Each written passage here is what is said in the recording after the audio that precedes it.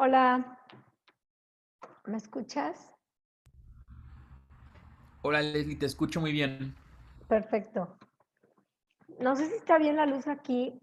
Sabes que de hecho se me hace que me voy a cambiar porque estoy en mi consultorio y me da miedo. Ahorita no he tenido en todo el día problema con el internet, pero toda la semana pasada se me estaba cayendo el internet aquí. O sea, a mi consultorio no llegaba. Entonces estuve consultando en el comedor. Hoy en todo el día no he tenido problema, pero se me hace que me voy allá. Perfecto, al comedor entonces para Eh, evitar cualquier cosa. Sí, la verdad es que dije, bueno, igual me conecto rápido con el cable, pero déjame voy. Al cabo es el comedor de aquí, el consultorio, y en eso estaba justo cuando llegó tu mensaje. Porque el comedor queda justo enfrente donde está el site del modem y todo eso, entonces aquí nunca nos falla el comedor. Ahí estoy. Mejor, mejor ahí. Ya, ya ahorita ya, termino de acomodarme aquí. ¿Qué tal?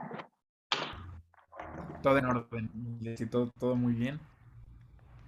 Y ahorita Igual nada yo más. ahorita me muevo donde haya más luz, pero No, ahí se ve vemos muy lo de bien. la... Ah, bueno, ok, perfecto. Ahí está muy bien.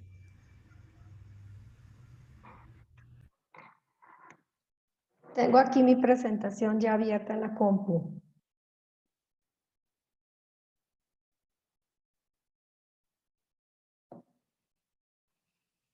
Si quieres compartir pantalla y dejar la carátula, está perfecto. Ok,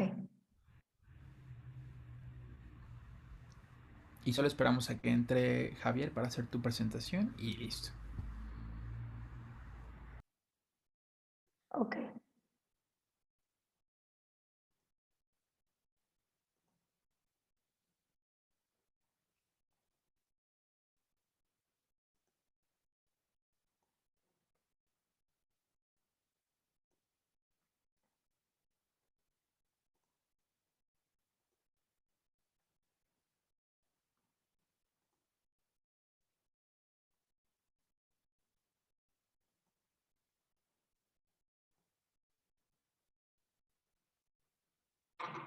Ahí está.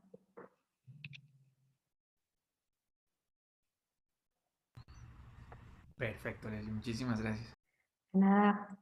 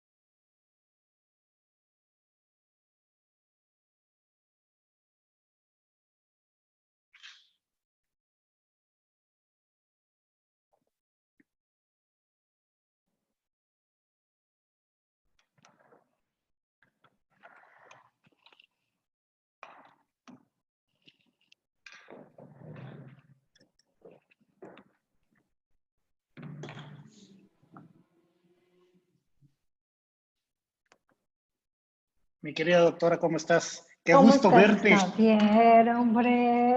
Hasta que te dejes ver, Lo oír, mismo dijo. oír y ver. ¿Cómo estás, doctora? Muy bien, gracias a Dios. Muy bien. ¿Cómo te ha tocado ahí en Monterrey todo el problema de lluvias? Pues bastantes lluvias este fin de semana, pero todo tranquilo, todo tranquilo. No hubo mucha metedera de agua, ni en el Qué bueno, consultorio ni en la casa, y todos bien, gracias a Dios. qué bueno, doctora. A todos los que están presentes, gracias, doctores. Empezamos en 3 minutitos con la ponencia de la doctora.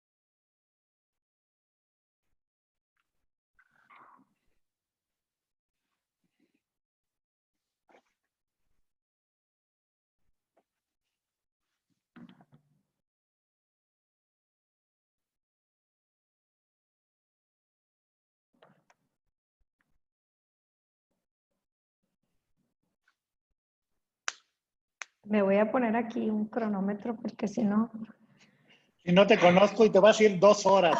te apasionas y pierdes la noción del tiempo. Como no me gusta, entonces aquí voy a poner mi cronómetro y le voy a poner iniciar justo cuando empiezo yo.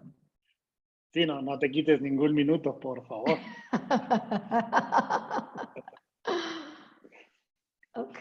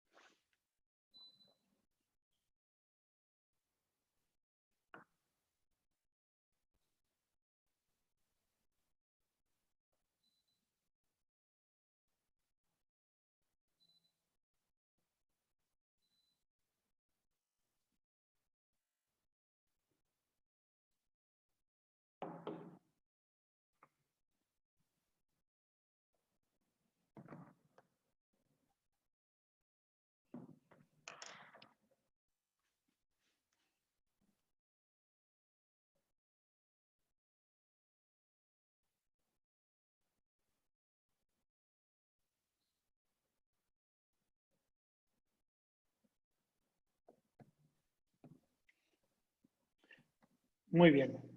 Buenas noches a todos. Son las 8 en punto de la noche. Me presento, soy su servidor Javier Morales, gerente de ventas de USANA. Y para mí es un placer poder darle la bienvenida a la doctora Leslie Cisneros a este seminario, a esta ponencia del grupo de ponencias que hemos estado teniendo para ustedes, los profesionales de la salud, y que en esta ocasión es la doctora Leslie Cisneros, médico pediatra, quien dará el tema. Me voy a permitir leer parte del vasto currículum de la doctora. La doctora Leslie Cisneros, egresada de la Facultad de Medicina de la Universidad Autónoma de Nuevo León, especialidad en pediatría, Hospital Regional de Altas Especialidades Médicas, adiestramiento en neonatología, Hospital Regional de Altas Especialidades de Gineco-Obstetricia y Neonatología, Fellow en Neonatología, Louisiana State University Hospital en 1995, certificación como médico LINCA, Liga Intervención Nutricional contra Autismo y TDAH, Hospital Español Ciudad de México, recertificación como médico LINCA, médico de referencia por la organización IMMH, maestría en nutrición clínica, Universidad Humanista de las Américas en Monterrey, en proceso de certificación en medicina funcional por el Institute of Functional Medicine, invitada como conferencista en diferentes congresos y eventos nacionales e internacionales desde 2004, invitada como traductora en diferentes eventos médicos en la ciudad de Monterrey, práctica médica por 10 años en el Hospital Regional de Altas Especialidades de Gineco-Obstetricia y Neonatología del Seguro Social, consulta particular enfocada a la intervención nutricional en adultos con enfermedades crónico-degenerativas y en niños con enfermedades crónicas, trastornos de espectro autista y trastornos de neurodesarrollo en general. Consultorio particular en Hope Tratamientos Biomédicos en Monterrey, Nuevo León. Ella es quien tendremos el placer de escuchar el día de hoy. Muchas gracias por atender a nuestra invitación, querida doctora Leslie Cisneros. El micrófono y pantalla es todo tuyo. Gracias y buenas noches. Gracias, Javier. Pues muchas gracias por la invitación. Muy agradecida por ser tomada en cuenta para compartir un poco de nuestro conocimiento que hemos ido adquiriendo en el camino. Y bueno, el tema de hoy es algo muy interesante. Vamos a hablar sobre el apoyo al sistema cardiovascular y quisiera compartir con ustedes algunos de los objetivos que vamos a estar viendo durante la plática del día de hoy. para poder tener un poquito más de orden y de estructura hacia dónde queremos llegar con esta conferencia y esta charla del día de hoy. Pues básicamente vamos a empezar analizando rápidamente las estadísticas y el enfoque actual que tenemos sobre las enfermedades cardiovasculares. Vamos a reflexionar un poco sobre el efecto colateral del manejo que estamos utilizando actualmente o que se recomienda actualmente en las enfermedades cardiovasculares, para luego conocer también la otra parte, el otro enfoque que propone la medicina funcional sobre estas mismas patologías, para finalmente terminar en conocer y aprender un poco más sobre esta propuesta como herramienta terapéutica que representa la suplementación funcional en el manejo y prevención de las enfermedades cardiovasculares. Así que bueno, la verdad es que este es un tema muy interesante y no podía quedar fuera del programa de profesionales para la salud el tema de enfermedades cardiovasculares, porque bueno, es igual de importante de todos los que se han comentado, pero las estadísticas son muy preocupantes y empezamos con eso. Vamos a analizar estas estadísticas en este tema del día de hoy de cuidando la salud del sistema circulatorio. Y pues como les comentaba, son alarmantes porque, bueno, tenemos básicamente la referencia de los americanos, que son los que les gusta hacer muchas estadísticas y echar número y sobre todo proyección, y claro que nos sirve esto bastante. Y de acuerdo a sus estadísticas del Colegio Americano de Cardiología, de la Asociación Americana del Corazón, ellos estiman que tienen aproximadamente un 46% de la población en riesgo de padecer hipertensión en un momento dado. 1 de cada 5 adultos lleva una vida poco activa, una vida sedentaria. Entonces ya esto van siendo también algunos factores.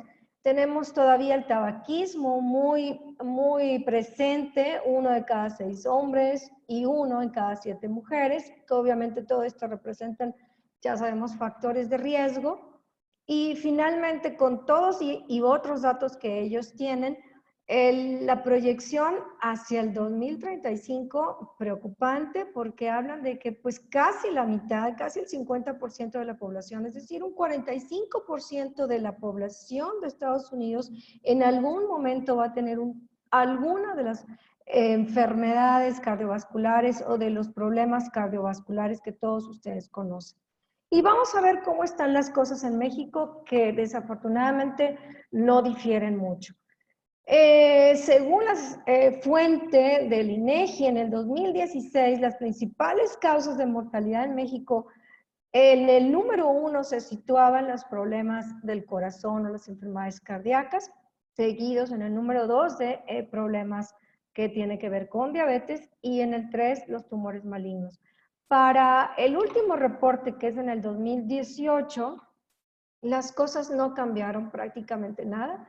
El número 1, 2 y 3 siguen siendo en ese orden: enfermedades del corazón, diabetes mellitus y tumores malignos. Y aquí es donde yo quisiera resaltar que en estos 2 primeros lugares tenemos que empezar a ver qué nos dicen las estadísticas. El objetivo no es nada más conocer números y hacer proyecciones a futuro, sino tratar de ver como médicos, como clínicos, ¿qué nos están tratando de decir las estadísticas? ¿Qué podemos aprender? ¿Qué podemos escudriñar en lo que hay detrás de estas patologías que ocupan el número 1 y el número 2 y que ahí están posicionadas de años atrás? Definitivamente años atrás, porque tenemos, por ejemplo, otras estadísticas aquí mismo en nuestro país que hablan específicamente, de hecho esto es el reporte del ENSANUD, que es la Encuesta Nacional de Salud y Nutrición. En el 2012 teníamos 9.3 millones de personas entre los 20 años o más, o arriba de los 20 años, con hipertensión. Pareciera, con las estadísticas que vimos en la diapositiva anterior, que del 2016 al 2018 las cosas no cambiaron mucho, porque teníamos los mismos, ocupando los mismos lugares, el 1, 2 y 3, por enfermedades cardiovasculares, por diabetes y por tumores. Y si bien de entrada pareciera que las cosas no variaron mucho o no variaron, se quedaron igual, si vemos con lupa y a detalle con esta diapositiva, la verdad es que sí se modificó todavía en forma negativa. ¿Por qué? Porque para 2012, 9.3 millones de personas en la población encontrábamos hipertensión. Para el 2018 ya era 15.2 millones de personas. Eso es un incremento importante. Así que por eso mencionaba yo que viene teniendo la misma prevalencia en los últimos años. Y en Estados Unidos, pues también nos comentan lo mismo. Del 2011 al 2017 prácticamente la situación no ha sido nada favorable e incluso están incrementándose los porcentajes de muertes por problemas del corazón o problemas de falla cardíaca. De tal manera que tendríamos que pensar, si estamos hablando de una enfermedad crónico-degenerativa y que por lo tanto se puede prevenir en algún momento de la línea de tiempo del paciente, pues es importante ver y analizar cuáles son estas medidas de prevención, porque en los últimos 10 años por lo menos no han tenido un impacto aparentemente favorable, no han, al parecer, tenido resultados como se esperaba. Y pues para eso volteamos a ver a las guías de prevención primaria de enfermedades cardiovasculares que nos dan tanto la Academia Americana del Corazón como la la Asociación Americana del Corazón, y vemos que en sus guías del 2019 los 10 tips que nos daban o las 10 recomendaciones básicas que nos daban como medidas preventivas, pasando de la 1 a la 3 directamente, porque las dos primeras hablan de manejo multidisciplinario, etcétera, etcétera, pero ya de cosas aterrizadas encontramos que hablan como medida de prevención un tratamiento farmacológico para el manejo antihipertensivo. O sea, para estas dos instituciones, prevención significa dar un medicamento o dar un fármaco en aquellos pacientes entre 40 y 75 años que consideramos están en riesgo de padecer problemas de hipertensión.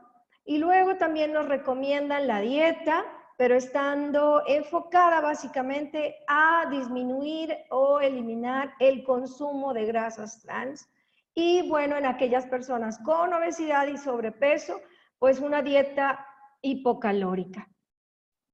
Y hablando de estatinas, hablando de niveles de colesterol, de LDL, específicamente nos comentan que lo ideal como manejo preventivo es utilizar estatinas para disminuir los niveles de colesterol y específicamente de las LDL en aquellos pacientes que las tienen por arriba de 190 miligramos por decilitro. Y obviamente en pacientes con diabetes o en pacientes con edad entre 40 y 75 años que tienen un riesgo, también se indica el uso de estatinas como prevención.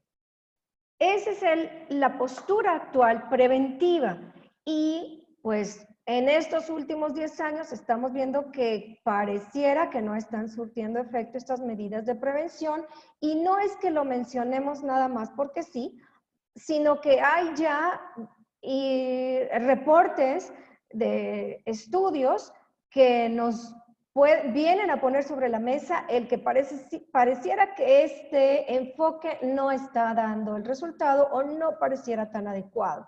¿Por qué? Porque pues tenemos en este estudio de Sagdiva, que fue publicado en el 2009, o sea, no es tan reciente y ya se venía hablando de eso, pues en este análisis retrospectivo que hicieron ellos en pacientes que se hospitalizaron entre el 2000 y 2016 con un problema coronario, de una arteriopatía coronaria, tenían los niveles de colesterol por abajo de 160 miligramos por decilitro. Es decir, pareciera que el 50% de los infartos al miocardio sucede en pacientes con niveles normales o incluso bajos de LDL o lipoproteínas de baja densidad.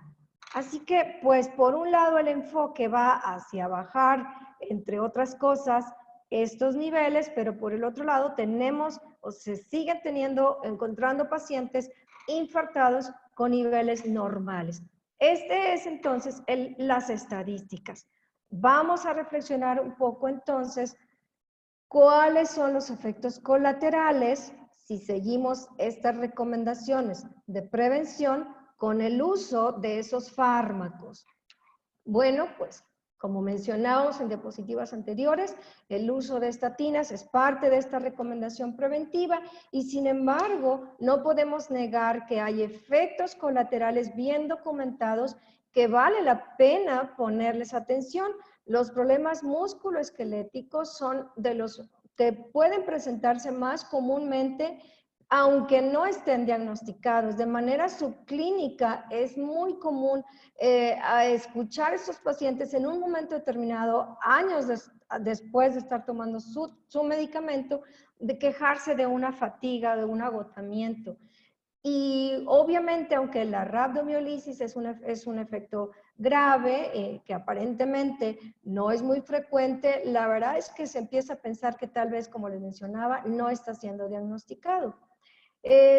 Otro efecto que tenemos es a nivel hepático, obviamente con toda esta parte que le toca al hígado de procesar todos estos fármacos, empezamos a tener también ya algún tipo de daño a nivel hepático.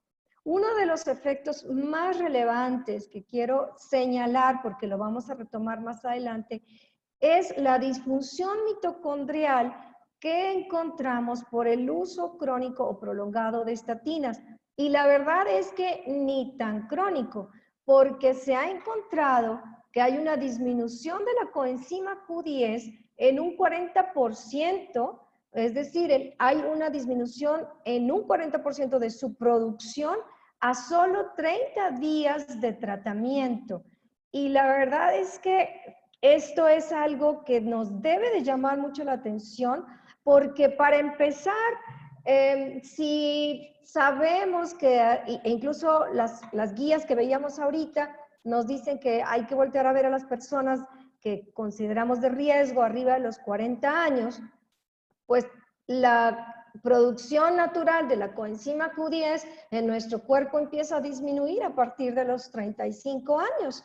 Entonces, si de por sí ya tenemos una producción que va en declive propia de la maduración o de la edad, del envejecimiento, pues en estos pacientes de riesgo, con estatinas como parte de su manejo preventivo, estamos acelerando esta disminución o incluso esta carencia. Y ya en grupos más específicos también se ha estudiado, en grupos con cierto perfil, se ha estudiado también los efectos de los fármacos que hemos estado mencionando aquí, específicamente, bueno, de estatinas. En este estudio que se publica en el 2012, hacen un corte, un retrospectivo de los archivos que hay por ahí de un estudio de la iniciativa de la salud en la mujer, en donde ellos encontraron que todas aquellas mujeres que habían referido al inicio del estudio dentro de los fármacos que estaban consumiendo el uso de estatinas, encontraron que ellas tuvieron una mayor incidencia de desarrollo de diabetes mellitus. Así que son algunos de los efectos colaterales que hay que tener en cuenta y voltear a ver. Y otro de los que la verdad es que pasa mucho desapercibido también es el colesterol bajo. Mucho hemos oído de lo malo del colesterol alto, de lo malo de o las consecuencias e incluso como factor de riesgo precisamente para este tema cardiovascular, pero poco o nada se habla de los efectos negativos de tener un colesterol bajo. Y ni siquiera es tan bajo. Fíjense nada más en estos estudios en donde tenemos que hubo una mayor incidencia de pacientes con accidente cerebrovascular con un nivel de colesterol inferior a 160 miligramos por decilitro. Y también hubo un incremento casi del doble en las posibilidades o probabilidades de presentar una hemorragia intracraneal en un estudio que encontraron niveles inferiores de 160 miligramos por decilitro. Y así hay muchos efectos y muchos artículos en los que podemos encontrar la repercusión negativa de un colesterol bajo, y como les digo, ni siquiera es tan bajo, estamos hablando de 160 miligramos por decilitro, y que lamentablemente no nos llegan por ahí. Una de las cosas que está también preocupando a nivel de la OMS, a nivel de salud pública, son los problemas de salud mental, los problemas de depresión, los problemas de demencia senil, etcétera, etcétera. Y pues hay que recordar que el colesterol sirve como estructura, como esqueleto para a partir de él producir muchas otras cosas o elaborar muchas otras cosas, incluyendo hormonas, etcétera. Pero uno de los papeles también importantes del colesterol es activar receptores a nivel cerebral, y específicamente estoy hablando de los receptores de la oxitocina. Los receptores de la oxitocina necesitan ser activados para que ésta se una a ellos y tenga el efecto favorable, como la conocemos, de la hormona de la socialización o del amor. Y pues desafortunadamente tenemos ya muchos trabajos o muchos estudios en donde hablan que en aquellos hombres o mujeres que tienen el colesterol bajo, coinciden con sus intentos de suicidio. De hecho, este es un artículo muy interesante publicado en el 2016, que también fue un metaanálisis, en donde se analizaron 65 estudios con un total de 510,392 pacientes, y vean nada más los porcentajes de riesgo tan elevados en ideas suicidas, en intentos de suicidio, o suicidio completado en pacientes que tenían el colesterol bajo. Entonces, no es algo que debamos de dejar de lado, es algo que tenemos que considerar al estar escuchando o al estar leyendo las guías o las sugerencias en la actualidad sobre la prevención de enfermedades cardiovasculares. Es decir, tenemos que llevar a la mesa y a la balanza y considerar todo de una manera más integral, porque pues hasta ahorita es básicamente la prevención, como ya lo veíamos ahorita en las guías, va dirigida a controlar la presión arterial en pacientes de riesgo con fármacos, controlar los niveles de colesterol en pacientes de riesgo, o también otra vez con medicamentos, y obviamente también en pacientes con diabetes o ya con problemas ahí de su glucosa, pues utilizar esos fármacos. Es decir, la prevención igual a utilizar fármaco. Y en pacientes con obesidad, pues están las sugerencias muy vagas, es solamente más frutas, verduras y ahí algo de restricción calórica. Esta es la prevención de enfermedades, la pauta de prevención de enfermedades cardiovasculares que tenemos hoy en día, y que ya lo vimos en base a las estadísticas. En los últimos 10 años definitivamente no nos está ayudando a bajar esos números. ¿Y cuál es la característica de este enfoque? Pues que está dirigido a los síntomas. está dirigido a los signos, está dirigido a tratar signos o síntomas, es decir, lo que encontramos ya cuando ocurrió un desbalance en esa homeostasis a la que nuestro cuerpo está llamado a funcionar.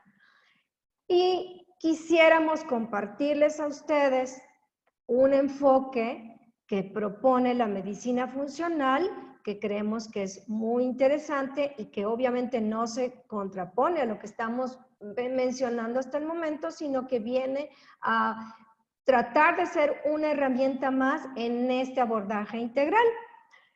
El enfoque de la medicina funcional, bueno, hay que entender un poquito qué es lo que se nos viene a la mente como en nuestra formación como médicos, como nutriólogos, cuando nos hablan de problemas o patologías relacionadas al sistema circulatorio. Pues obviamente lo que se nos viene a la mente es corazón, vasos sanguíneos, problemas de presión arterial, hemorragia, etcétera, todo esto que está aquí en la pantalla, es lo que pudiéramos aterrizar en nuestra mente cuando hablamos del sistema circulatorio.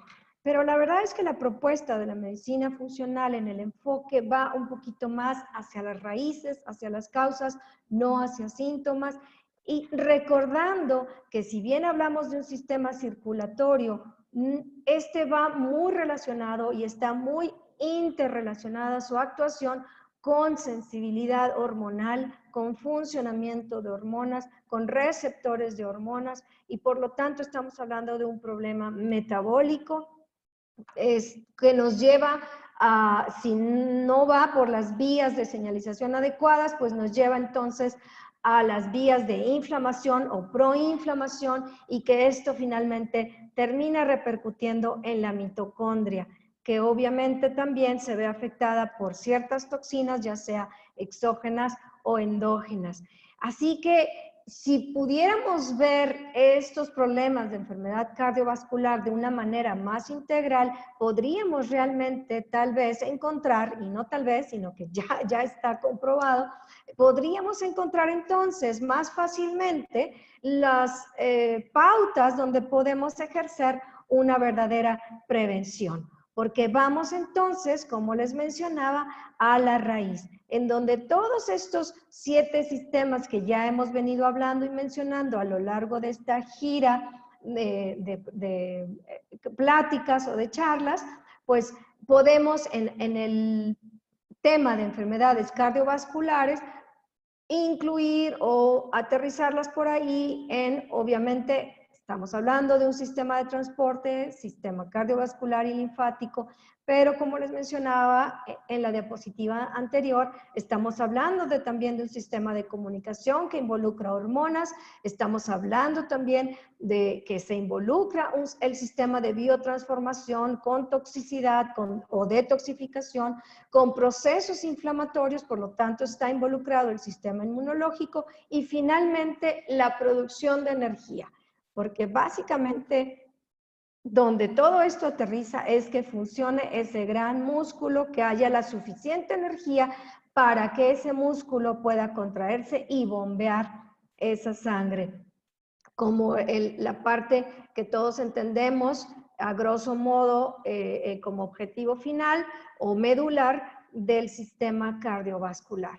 Así que la idea es voltear a ver todos estos sistemas de una manera más integral para poder, como les digo, entender las señales que pareciera estar ahí muy claras en estas estadísticas, en donde tenemos simple y sencillamente en México como primer lugar enfermedades del corazón y segundo lugar una diabetes, y como les mencionaba, pareciera que todas las señales están muy claras para guiarnos hacia dónde debemos de dirigir nuestras acciones de prevención, y aún así parece que pues no las viéramos tan claras.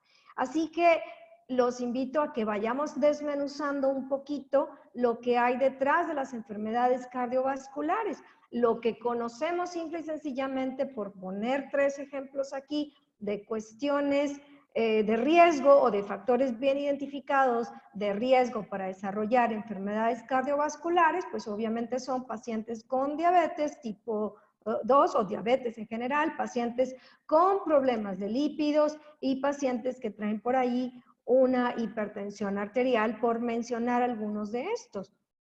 Pero la idea es que podamos, como les digo, ver todas estas señales y ver en dónde convergen todos estos factores de riesgo y dónde convergen todos estos factores entre sí relacionados o relacionados con la enfermedad cardiovascular, de tal manera que podamos ir a identificar las etiologías que hay detrás y por lo tanto abordarlas a tiempo para una verdadera prevención. ¿Qué sabemos ya que hay detrás de todo esto? De la diabetes, de problemas de lípidos y de problemas de presión arterial. Bueno, pues sabemos que hay una resistencia a la insulina, sabemos que estos problemas con la sensibilidad a la insulina puede despertar vías de señalización hacia la inflamación, por lo tanto dañar el endotelio y esto genera más respuesta de estrés oxidativo y por lo tanto terminamos con una disfunción mitocondrial. De hecho, sabemos que el orden no es precisamente como yo lo estoy presentando o necesariamente o exclusivamente como lo estoy presentando en la diapositiva. De hecho, puede haber un estrés oxidativo por una causa ajena que puede llevarme a una inflamación, puede esto llevar a una resistencia a la insulina, etcétera. O sea, esto puede ser círculos viciosos que se retroalimentan de una u otra manera y que vienen a estar determinados obviamente por el estilo de vida, por el ambiente y claro, por genética, de tal manera que nosotros pudiéramos entender que modulando el estilo de vida y el ambiente podemos mantener estos switch genéticos apagados y revertir todas estas etiologías para que no terminen en la enfermedad cardiovascular. Así que la prevención debe de estar dirigida precisamente a esta parte de la inflamación, del estrés oxidativo, de la resistencia a la insulina, porque como vemos en esta diapositiva, con todas estas vías que se despiertan como respuesta inflamatoria, por agentes o situaciones ambientales, estilo de vida, factores exógenos o endógenos, terminan finalmente con esta cadena de citoquinas o de respuesta inflamatoria que repercute obviamente entre muchas otras cosas en el endotelio, aterrizándolo en el tema de hoy. Y obviamente esto es algo que ya sabemos detrás de esta obesidad, de esta resistencia a la insulina que se va desarrollando hacia el depósito de grasa visceral y de todas estas situaciones que luego pueden llegar a desarrollar una diabetes y problemas que ya hemos estado mencionando o patologías que hemos estado mencionando, sin duda con una inflamación detrás. Y esto está muy aterrizado ya en documentos y en investigación y podemos ver aquí en este ensayo Júpiter que precisamente se trata de la justificación, encontrarle realmente esta justificación de las estatinas como una herramienta preventiva en enfermedades cardiovasculares. Y en este ensayo o en este estudio se pudo ver que si tenemos, por ejemplo, en aquellos pacientes que tenían la PCR elevada y las lipoproteínas de baja densidad elevadas, pues obviamente a los años de seguimiento ellos encontraban esta problema o esta prevención pues en menos posibilidades. En cambio, aquellos pacientes que tenían mayor posibilidad de supervivencia, pues eran justo los que tenían tanto la proteína C reactiva baja como las lipoproteínas de baja densidad baja, pero examinando con lupa estas dos variables, se encontró que todavía mayor posibilidad de supervivencia o mejor pronóstico lo tenían aquellos que tenían el biomarcador de inflamación normal o bajo. Por lo tanto, la inflamación es un factor independiente y que vale la pena ponerle atención si hablamos de prevención.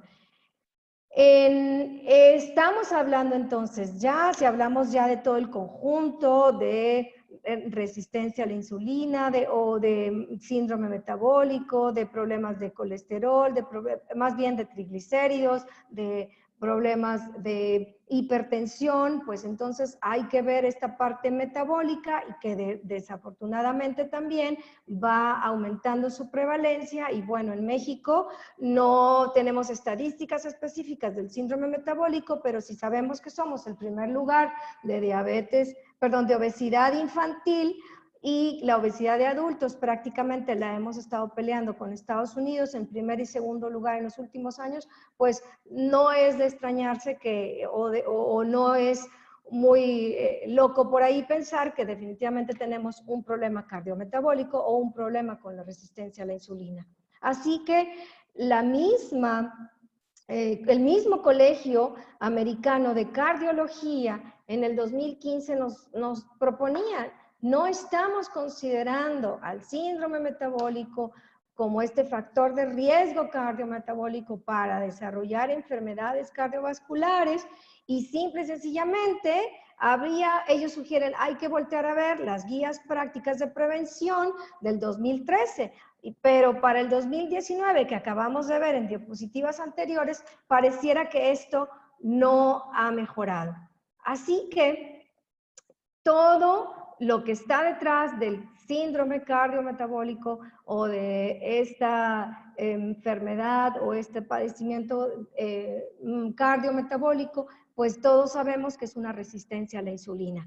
Pero cuando se diagnostica la diabetes, cuando ya esto es tan obvio y tan evidente en estudios de laboratorio, o con todos los marcadores que queramos buscar para confirmar el diagnóstico, la verdad es que esto ya vamos tarde, porque esto se desarrolló de 4 a 7 años antes, esta resistencia a la insulina, y empezaron ya los problemas o las afecciones en el endotelio, y de tal manera que cuando ya se diagnostica la diabetes, ya lo que ya va en camino ya son las complicaciones microvasculares.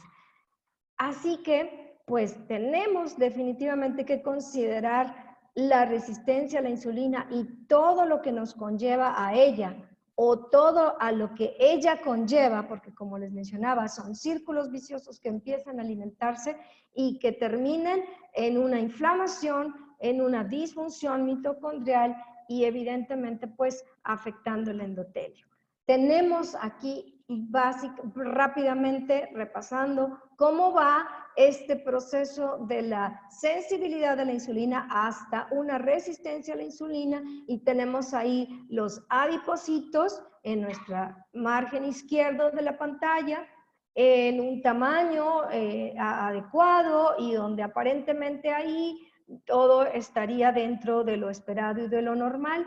Cuando empezamos a tener factores que favorecen el depósito o la formación de procesos inflamatorios o el depósito de tejidos adiposos, pues como la dieta, empezamos a tener o a despertar esta respuesta a nivel de macrófagos. ¿Por qué? Porque simple y sencillamente empieza a haber un crecimiento de los adipocitos, empieza a haber una señalización hacia ellos por los macrófagos, y lo único que está haciendo el sistema inmunológico es responder a este sobrecrecimiento, a este aumento de la densidad de los adipocitos que está captando como algo agresivo a nuestro cuerpo, y entonces empieza por ahí también a verse afectado la sensibilidad a la insulina, y termina ya en esta parte del extremo derecho con una obesidad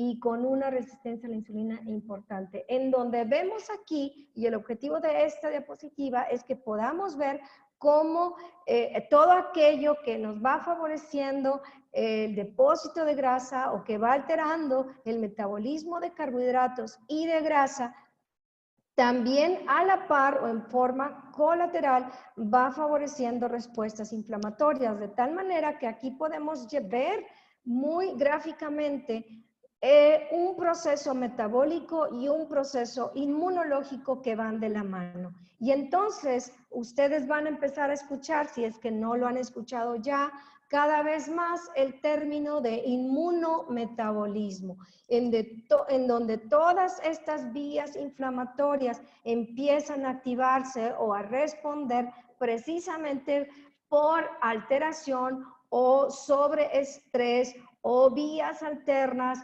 del metabolismo de glucosa y de lípidos. En general, este término de inmunometabolismo definitivamente está teniendo ya más papel en los congresos e incluso con la participación, como ven aquí, de instituciones o asociaciones cardiovasculares.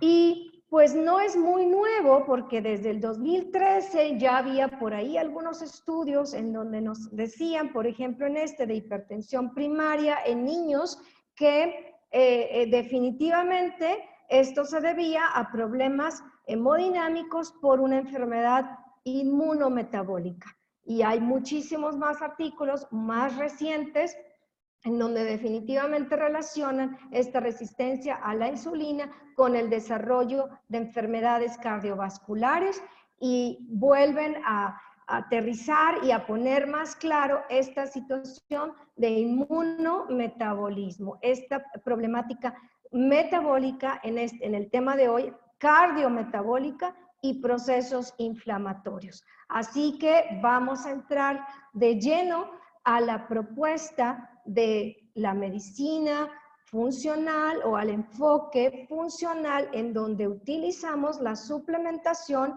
para revertir todo esto que estamos diciendo por un lado y por el otro lado apoyar esos sistemas que requieren ayuda. Y bueno, la alimentación es por donde empezamos. Obviamente la comida, la alimentación es una parte importante. Veíamos en esa gráfica donde iban la dieta en los adipocitos pequeños como una dieta obesogénica, iban aumentando de tamaño esos adipocitos y por lo tanto alterando esta sensibilidad a la insulina. La alimentación influye muchísimo.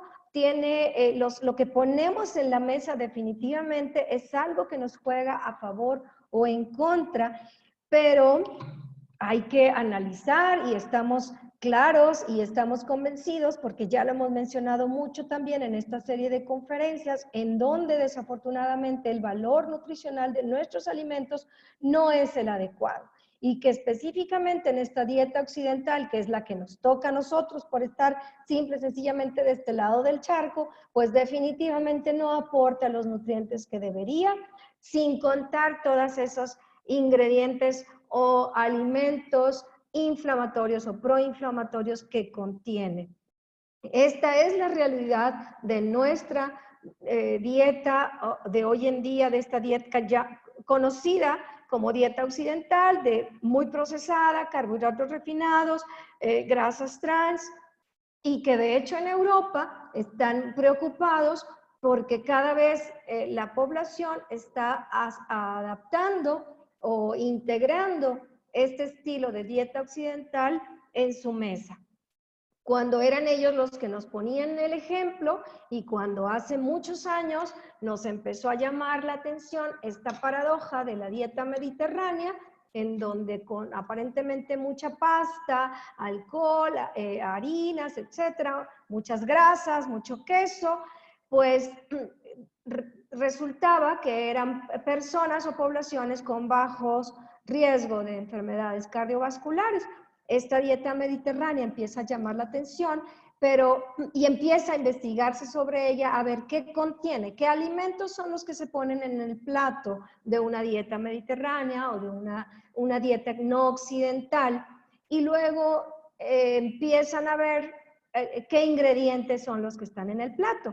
Pero antes de llegar a eso, ¿O por qué se llega a eso? Bueno, pues por esta paradoja que les mencionaba, en que definitivamente se le pone la lupa y se encuentra que hablando del síndrome cardiometabólico, definitivamente el seguir una dieta mediterránea tiene un impacto positivo e incluso ya al hecho de revertir el síndrome cardiometabólico, en donde había disminución de lipoproteínas de baja densidad o disminución de la circunferencia de la cintura, aumento de las lipoproteínas de alta densidad, etcétera, etcétera. Todo lo que ya sabemos, básicamente los 5 parámetros del síndrome cardiometabólico se veían beneficiados con la dieta mediterránea.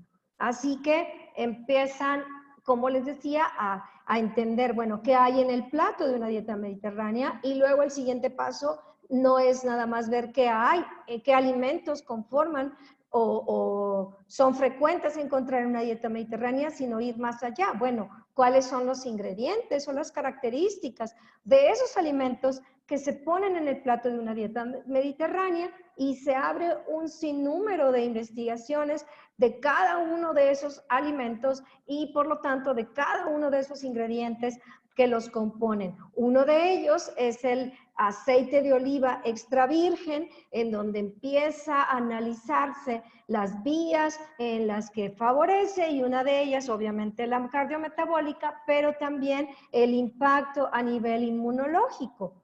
Tan es así que hay un estudio o un reporte en el New England Journal of Medicine del 2018 en donde nos hablan de que como medida de prevención primaria en enfermedades cardiovasculares, la dieta mediterránea y el aporte de grasas como el aceite de oliva extra virgen y las que se encuentran en otras nueces, pues definitivamente debería ser algo que deberíamos de estar considerando. Y de hecho, pues en las guías que ya vimos de la ACC y de la ASHA, pues también las mencionan, aunque ya vimos que muy someramente, pero las podríamos encontrar en su índice, en la tabla de contenidos, ahí donde dice en el 3.1, nutrición y dieta, mencionan la dieta mediterránea, pero lamentablemente no con el enfoque en la profundidad que nosotros vamos a ir viendo aquí. Así que bueno, ¿qué hay en el plato de la dieta mediterránea? ¿Qué la conforma? ¿Cuáles son los ingredientes? Y llegamos entonces a encontrar el aceite de oliva, pero también a encontrar otros fitonutrientes como el oleuropeína, el hidroxitirosol, los polifenoles, etcétera, etcétera, que se va comprobando y confirmando con estudios o ensayos clínicos su impacto a nivel de tejido adiposo, disminuyendo todas estas adipoquinas o sustancias proinflamatorias de este tejido, a nivel hepático también, cómo mejoran la microbiota a nivel intestinal y obviamente cómo favorecen la salud del endotelio, de los vasos sanguíneos y todo lo que ya sabemos como parte de la salud cardiovascular. ¿Por qué? Porque simple y sencillamente se han comprobado que todos estos fitonutrientes tienen un potente efecto antiinflamatorio o un potente efecto antioxidante, son vasodilatadores y entre otras cosas inhiben enzimas oxidantes, estimulan las antioxidantes y pasan barrera hematoencefálica y es decir, llegan a otros tejidos y como podemos ver en la imagen del lado derecho, aquí hablando específicamente del aceite de oliva extra virgen, cómo va a frenar o va a poder ayudarnos en estas vías que tienen que ver con la hipertensión, con el estrés oxidativo, con la inflamación y que esto sin duda repercute en la salud del endotelio. Tan es así que también la Asociación Americana del Corazón empieza ya a hablar en un artículo de ahora, de marzo del 2020, que debemos tal vez considerar el uso de estas grasas buenas, de estos omegas, básicamente omega 3, en el manejo del tratamiento o como manejo del síndrome metabólico. Vemos también por ahí o encontramos como parte de estos fitonutrientes o superalimentos que van a tener un impacto positivo en la salud del endotelio, a la vitamina C. Una de las vitaminas, yo creo que de las más estudiadas de décadas pasadas, y que no cabe duda como nos va ayudando de muchas maneras a la salud cardiovascular, a la restauración y recuperación, a la cicatrización de endotelio, de células, de tejidos, etcétera. Y específicamente en el endotelio, podemos ver aquí, donde vemos esta AA, es precisamente ubicamos ahí a la vitamina C, y que tiene un papel entre muchos otros, pero en esta imagen podemos ver ese papel como buen antioxidante, apoyándonos en esas reacciones de óxido-reducción que permiten, ¿verdad?, o que van a impactar a la enzima, a la sintetasa de óxido nítrico endotelial. Y bueno, pues como les decía, la vitamina C es una de las que más he estudiado en muchos efectos, como en la producción de colágeno, etcétera, etcétera, que definitivamente acarrean un beneficio a la salud cardiovascular. Esta suplementación con vitamina C, en los artículos nos hablan de dosis arriba de 500 miligramos por día. Empieza a estudiarse más de estos superalimentos, de estos ingredientes que contienen estos alimentos de la dieta mediterránea, y esto empuja hacia cada área de la medicina, y la salud cardiovascular no es la excepción, a ver la relación de cómo puede esto estar impactando de manera positiva o ayudando o apoyando estas vías. Y podemos ver en la literatura cómo crecen los artículos si ponemos productos naturales y enfermedades cardiovasculares, o síndrome cardiometabólico y productos naturales. Definitivamente cada vez más hay más convencimiento de esto, porque los estamos entendiendo mejor. Es simple y sencillamente, estamos entendiendo y haciendo los clics cada vez mejor con la fisiología y la bioquímica. Y específicamente hablando de otros fitonutrientes, por ejemplo, los polifenoles, que también la dieta mediterránea es rico en estos, podemos ver los estudios cómo aumentan también del 2007 al 2020 en salud o problemas cardiometabólicos o polifenoles, y flavonoides, que es un tipo de polifenol, y problemas cardiometabólicos. Y bueno, los polifenoles es uno de los que más se ha estudiado, es uno de los que más se ha entendido, y es uno de los que más podemos entender por ahí en cuanto a beneficios en muchos sistemas de nuestro organismo. Se clasifican rápidamente o muy sencillamente como aquellos que son compuestos fenólicos o no fenólicos, y bueno, ahí tenemos un poquito la imagen de todos esos alimentos que lo contienen. Esta es otra clasificación en donde podemos ver que dentro de los polifenoles los más estudiados son los flavonoides, y estos a su vez se subclasifican en flavononas, flavonoles, flavanoles, antocianidinas, isoflavonas, y tenemos pues ahí el ejemplo más conocido, podríamos mencionarlo, de cada uno de ellos, como el té, los frutos rojos, los cítricos, etcétera. Y cada vez más entendido estos fitoquímicos, y específicamente hablando de los polifenoles, en los efectos que tienen a nivel de tejido adiposo, a nivel del endotelio, a nivel hepático y a nivel incluso de microbiota. Y todo va a lo mismo, a lo que ya mencionamos y hemos estado repitiendo mucho: la situación cardiometabólica, que involucra a una resistencia a la insulina y que habla, por lo tanto, de un inmunometabolismo o procesos inflamatorios o de inflamación crónica. Hay muchos artículos donde empiezan a hablar de estas fitomedicinas cada vez más recientes, incluso en este artículo del 2017, también un metaanálisis en donde eliminaron los estudios en animales, aterrizan en los estudios en humanos exclusivamente y tienen un muy buen número de población de estudio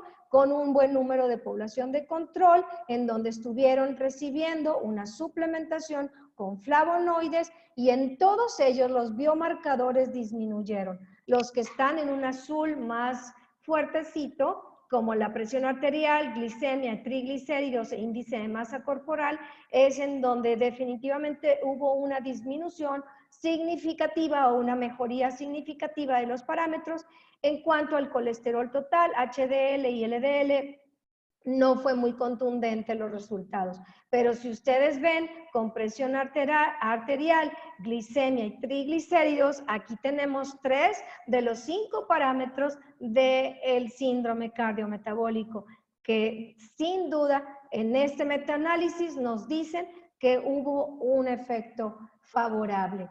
Otro de los más estudiados es el resveratrol, que todos ubicamos en las uvas, en el vino rojo, y obviamente por muchas mejorías, muchas vías que ayudan a la hipertensión arterial, a la integridad del endotelio, disminuyendo estas lipoproteínas.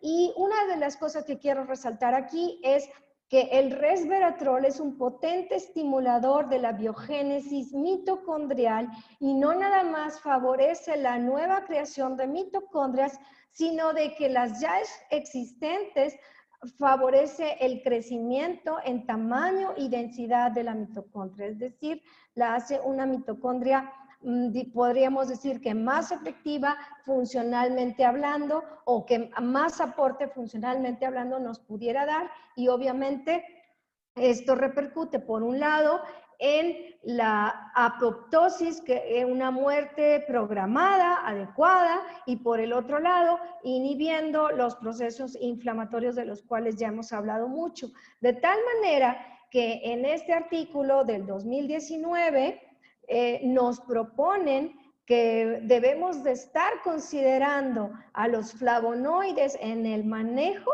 de esta inflamación como una estrategia hacia los desórdenes metabólicos. ¿Por qué? Una vez más, por su beneficio o su intervención en cuanto a frenar estrés oxidativo, reacciones inflamatorias y favorecer las vías que nos pueden ayudar. ¿Y qué pasa cuando usamos los polifenoles, los flavonoides, con la vitamina C tan estudiada y tan comprobada en cuanto a todos estos efectos sobre el endotelio y todo esto? Bueno, pues este estudio, que precisamente lo realiza USANA con la Universidad de Medicina de Boston, con la Facultad de Medicina de la Universidad de Boston, en donde ellos dieron en conjunto, en combinación, a los pacientes una suplementación de vitamina C con flavonoide, y vieron en forma medida que evidentemente hubo un incremento en la vitamina C sérica, un incremento en el nivel plasmático de las epicatequinas, y obviamente esto se aterriza en mejor reserva antioxidante. Y si hablamos de la microcirculación, también se pudo documentar cómo había una mejor respuesta a nivel de la función microvascular cuando combinaban estos dos nutrientes, estos dos elementos, flavonoides y vitamina C. ¿Por qué? Esto nos permite entender el efecto de sinergia, en donde por separado ayudan y apoyan ciertas vías, pero cuando se unen en conjunto es un efecto sinérgico importante. Y hay muchísimos otros nutrientes o micronutrientes, los cuales voy viendo muy rápido por cuestión de tiempo, pero también están por ahí los reportes acerca de cómo la deficiencia de vitamina D es un factor también que va inclinando la balanza hacia los problemas cardiovasculares, y por el otro lado, los pacientes que tienen buenos niveles de vitamina D, pues tienen un mejor pronóstico. Por ahí, al igual el yodo, cómo se va relacionando su deficiencia con problemas como aterosclerosis, problemas endoteliales, la elevación de la homocisteína, que también la pudiéramos agregar en este tema cardiometabólico, y específicamente pues en la salud cardiovascular sin duda alguna. Y aquí obviamente también la vitamina D por las vías en las que puede ayudar y también de manera indirecta favoreciendo el balance de microbiota a nivel del intestino y que también repercute en la salud en general. El magnesio, bueno, sin duda, uno de los más estudiados e incluso utilizado, bueno, al menos como neonatóloga me tocó utilizar mucho el magnesio a nivel de terapia intensiva neonatal, en donde evidentemente ahí veíamos su efecto vasodilatador, era principalmente uno de los motivos porque lo usábamos esas infusiones de magnesio en nuestros bebés con hipertensión pulmonar persistente, pero no es la única vía bioquímica en la que está actuando el magnesio, es una función o una actividad anticoagulante, mejora a nivel metabólico también esta parte de la insulina, a nivel antihipertensivo, también modulando cuestiones antiinflamatorias y la parte mitocondrial también es importante.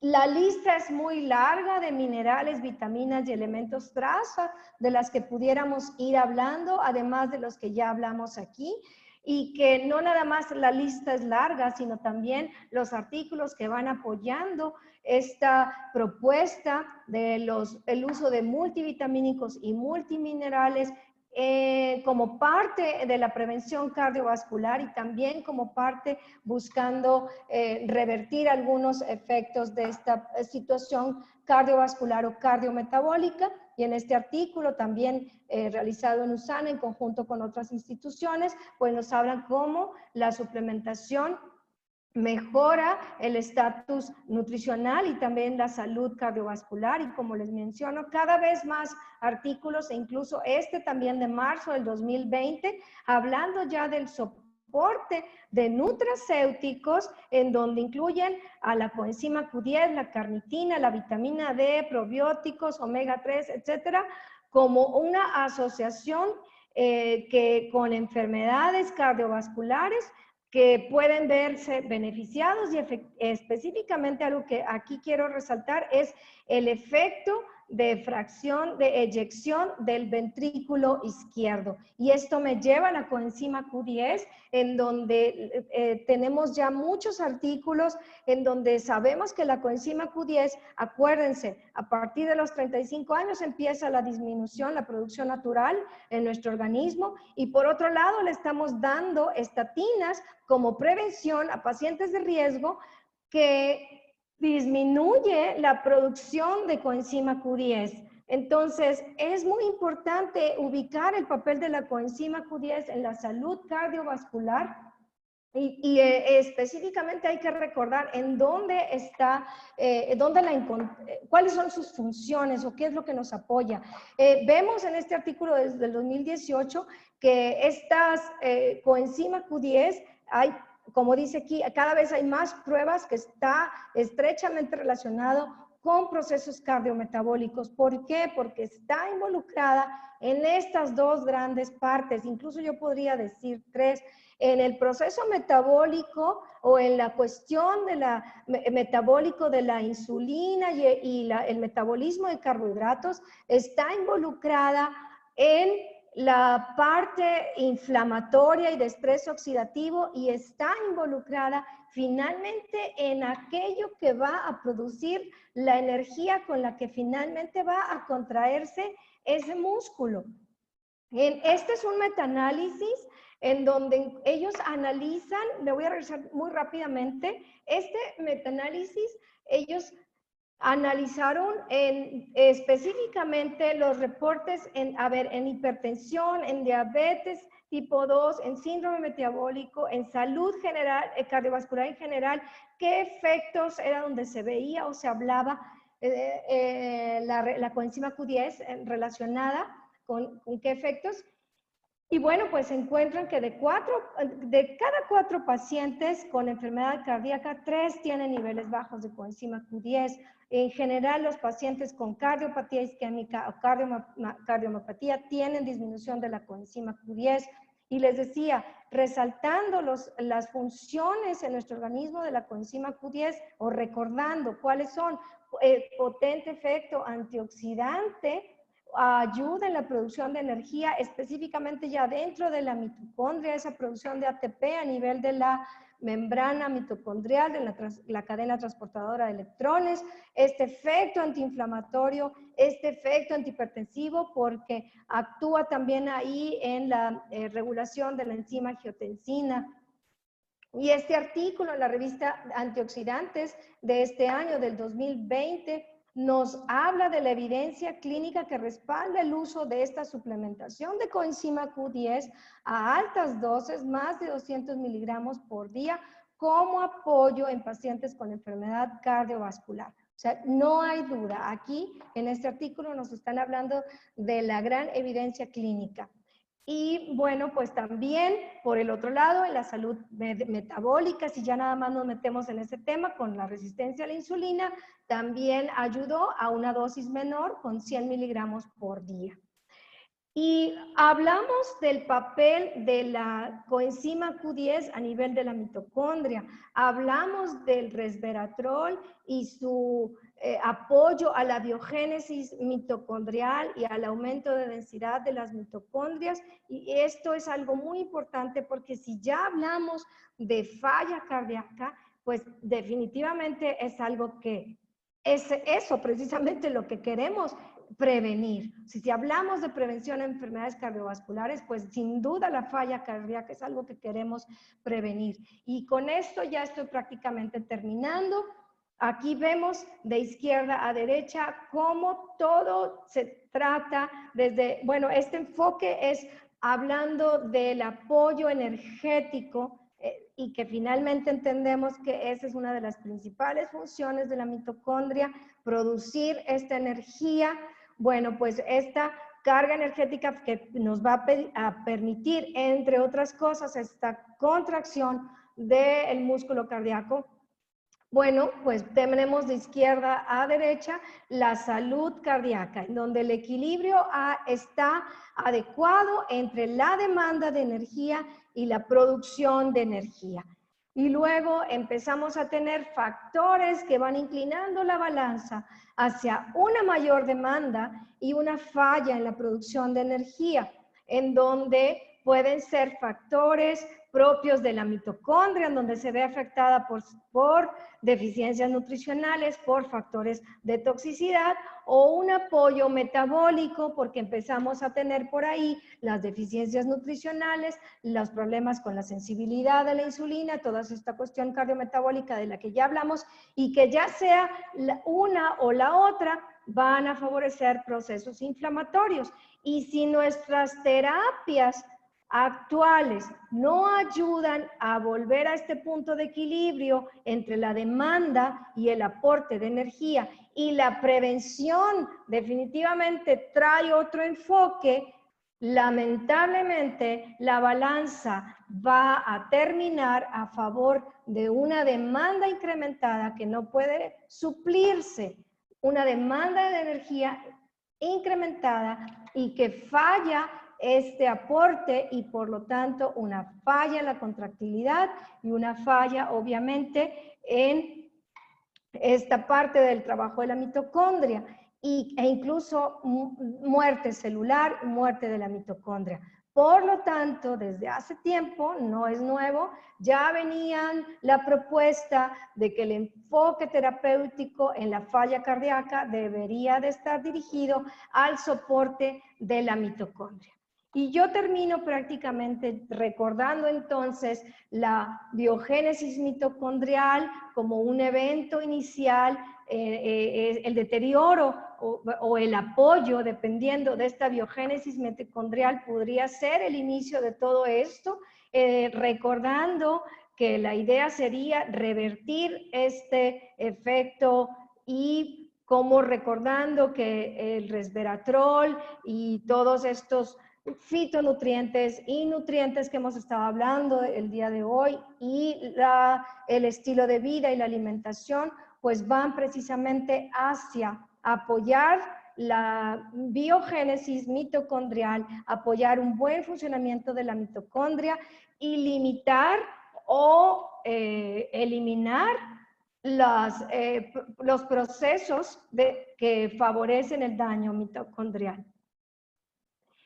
Tan es así que, bueno, pues ya está más que establecido que hay muchos factores, como ya los dijimos, ambientales, dentro del estilo de vida, sedentarismo, contaminantes y todo esto, que si terminan dañando la mitocondria, incluso hasta una diabetes puede, no nada más un problema a nivel endotelial o de inflamación o de obesidad, sino ya otras cosas que van favoreciendo el camino hacia el problema cardiovascular. De tal manera que todo lo que hemos hablado hoy, desde la resistencia a la insulina, desde el síndrome cardiometabólico, esta parte de inmunometabolismo y luego cómo cada uno de los nutrientes de los que alcanzamos en este corto periodo de tiempo hablar y poner sobre la mesa para recordar sus intervenciones, ya sea vitamina C, coenzima Q10, vitamina D, los polifenoles, el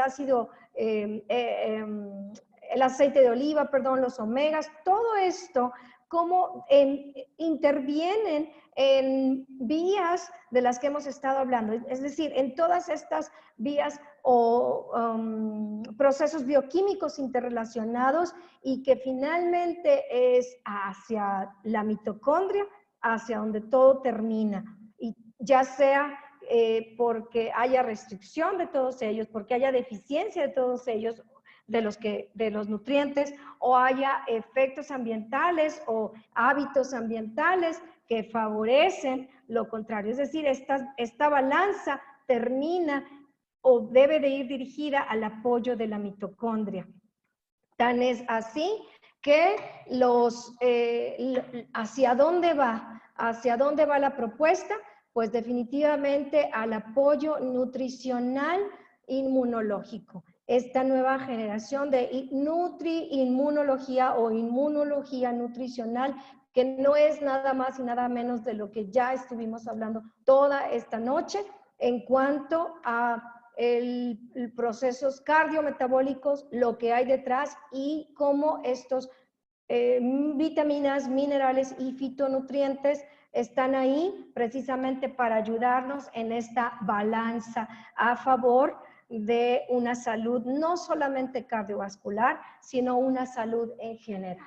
Yo con esto termino, esperando que con toda esta información para ustedes la próxima vez que en el tema de enfermedad cardiovascular se encuentren con algún paciente y se les venga a la mente una tableta o una pastilla, no sea solamente de algún fármaco, sino que recordemos todas estas vías bioquímicas que de manera natural, porque así es su diseño, requieren también la suplementación funcional. Muchísimas gracias.